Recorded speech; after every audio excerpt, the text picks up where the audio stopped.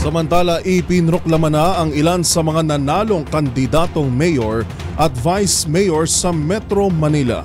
Kabilang sa mga nakapagtala ng landslide victory ay sina Pasig City Mayor Vico Soto, Mayor Jeannie Sandoval ng Malabon City at Caloocan City Mayor Along Malapitan.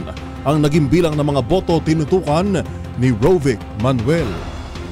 Ilang mga mayor at vice mayor sa Metro Manila ang naiproklama na matapos manalo ngayong May 12, 2025 elections. Una na nga riyan si Pasig City Mayor Vico Soto at vice mayor na si Dodot Jaworski na opisyal lang naiproklama kaninang umaga. Ito ay matapos na makakuha ng landslide victory si Soto na mayroong 351,392 votes para sa kanyang ikatlo at huling termino, habang mayroon namang 290,237 votes si Jaworski para naman sa kanyang ikalawang termino.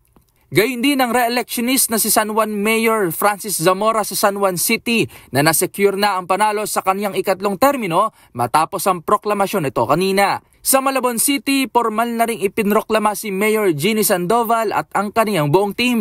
Nakatanggap ng higit 120,000 votes si Sandoval as of 12 a.m. kanina, habang nakakuha naman ng higit 72,000 votes ang kaniyang running mate na si Vice Mayor Edward Nolasco. Sa Caloocan City naman, ipinroklama na rin kaninang umaga si Mayor Along Malapitan sa bulwagan ng City Hall. Nakakuha ito ng 330,022 votes, lamang ng halos 100,000 boto sa kalaban nitong si Senator Antonio Trillanes, base sa resulta ng COMELEC as of 10 p.m. Samantala sa Maynila, muli namang nabawi ni Isko Moreno ang pagkaalkalde matapos makakuha ng landslide win at makakuha ng 561,099 votes mula sa mga Manileño, habang parehas namang nakakuha ng higit 100,000 votes ang katunggali nitong si Mayor Hani Lacuna at Sam Versosa as of 1 a.m.